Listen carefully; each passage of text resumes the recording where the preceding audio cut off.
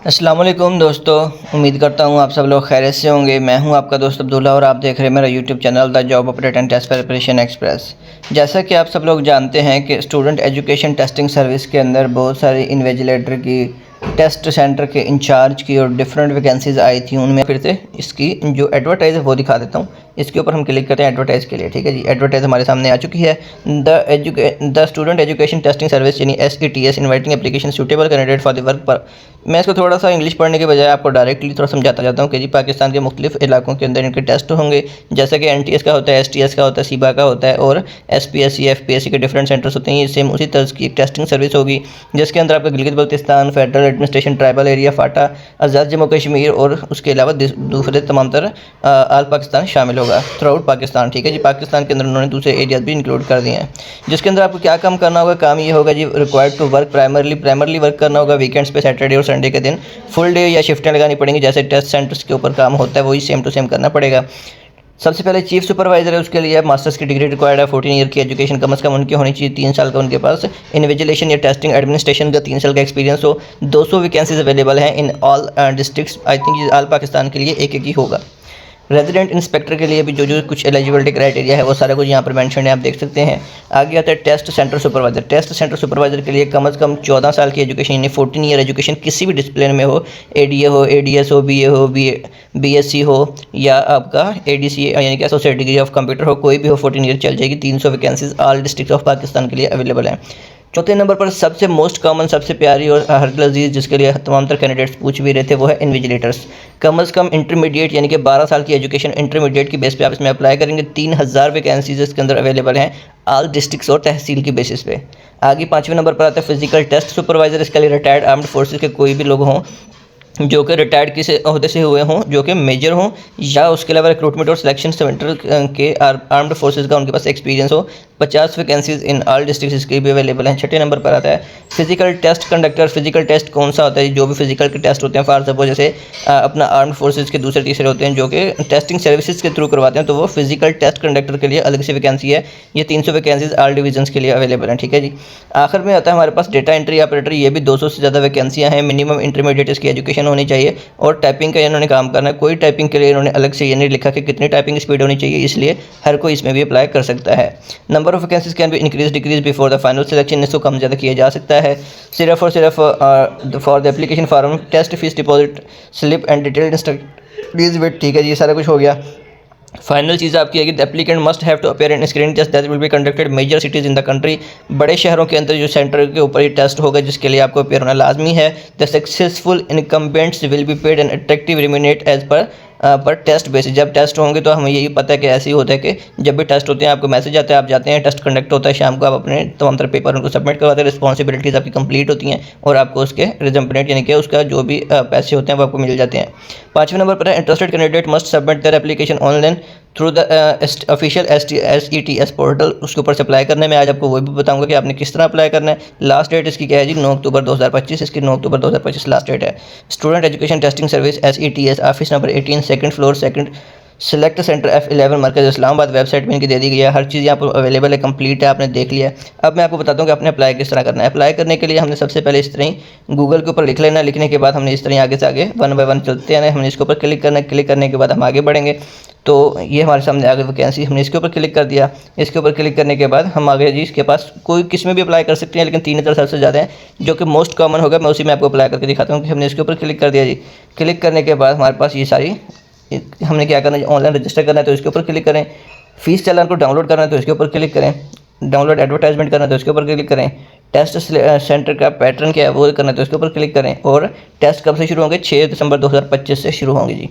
चालान कैसे डाउनलोड कर रहे हैं, ये चालान डाउनलोड इस तरह करना है जी। चालान आपके सामने आ चुका है, इसको आप प्रिंट करवा सकते हैं, स्क्रीनशॉट ले लें या किसी कंप्यूटर शॉप के ऊपर जाकर आप वहीं से प्रिंट करवा कर अपने पास रख सकते हैं। ठीक है जी।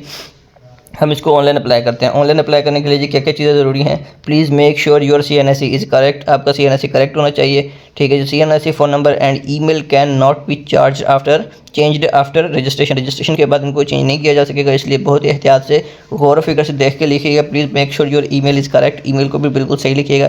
Please make sure your phone number is correct, phone number को भी सही लिखिएगा, गौर से देख कर लिखिएगा। यहाँ पर आपने अपना नाम लिखना है, आगे ईमेल एड्रेस दे देना है, यहाँ पे आपने अपना CNSC देना है, फ़ोन नंबर देना है, और जो इस पोर्टल के लिए आप पासवर्ड सेट करना चाहते हैं वो आपने यहाँ पर देना है, और इसी पासवर्ड को कन्फर्म आपने यहाँ पर कर देना है। उसके बाद आपने खुद को रजिस्टर कर लेना है। फॉर सपोज मैं आपको करके दिखाता हूँ।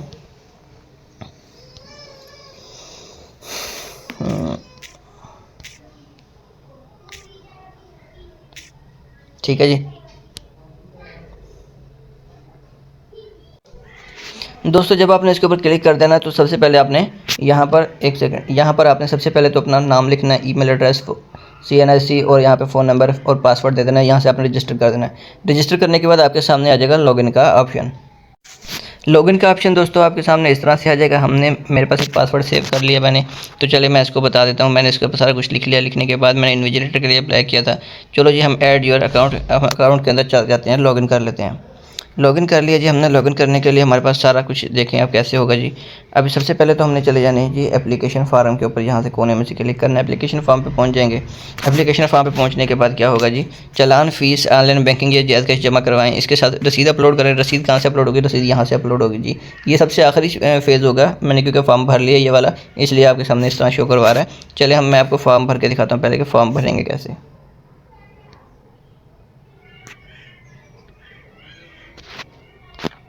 ठीक है जी, सबसे पहले ये देखिए फॉर्म को ओपन हो चुका है। यहाँ पे जी नेम, फादर नेम और डेट ऑफ बर्थ सारी, और उसके बाद ईमेल एड्रेस, जेंडर, यहाँ से आपका मैरिज स्टेटस भी आ जाएगा कि आप सिंगल हैं, मैरिड हैं, सेपरेटेड हैं, डाइवोर्स हैं या विडो हैं, सारा कुछ हो गया। उसके बाद आपका आगे यहाँ पर मज़हब के बारे में सवाल होता है कि आप मुस्लिम हैं या नॉन मुस्लिम हैं। ठीक है जी, मुस्लिम, नॉन मुस्लिम, तो इस यहाँ पर 2 होने चाहिए थे, तीसरा इन्होंने एक्स्ट्रा दे दिया। उसके बाद आता है जी आपका कंट्री कौन सा है। कंट्री जो भी आपका है आप उसको सिलेक्ट कर लें, पाकिस्तान का हो तो बेस्ट है। उसके बाद आगे आपने अपना एड्रेस देना है, पोस्टल एड्रेस। उसके बाद आपने अपना फ़ोन नंबर वगैरह देना है, डिस्ट्रिक्ट को सिलेक्ट करना है, डिसेबिलिटी को सिलेक्ट करना है, और टेस्ट सेंटर वगैरह जो भी आपका होगा आपने उसको फिक्स कर लेना, सिलेक्ट कर लेना है जो भी आपका सेंटर होगा। उसके आगे हमारे पास आता है जी यहाँ पे आपने अपनी फ़ोटो अपलोड करनी है। फ़ोटो अपलोड हो चुकी है। उसके बाद हमारे पास आगे आ जाता है जी आपने इस तरह की कैसी तस्वीरें अपलोड नहीं करनी, ऐसी तस्वीरें अपलोड नहीं करनी जो बहुत नज़दीक हो, बहुत दूर हो। आपने नॉर्मल से, जैसे ये तस्वीरें ऐसी अपलोड करनी है, या आपका जो चेहरे का पोज है वो ब्लर नहीं होना चाहिए, किसी और तरफ नहीं देख रहे हो, आप डायरेक्ट सीधा देख रहे हो जैसे ये देख रहा है। ठीक है जी, आपकी अननेचुरल स्किन नहीं होनी चाहिए, पोर्ट्रेट आपका चेहरा नहीं होना चाहिए, पोर्ट्रेट में बिल्कुल सीधा चेहरा होना चाहिए। ये भी जब आपने कर लिया उसके बाद आ जाता है जी आपका अपडेट एंड नेक्स्ट। अपडेट का मतलब होता है फ़ोटो आपकी सिलेक्टेड, जो फोटो आप करते हैं गैलरी में से वो अपलोड हो चुकी है।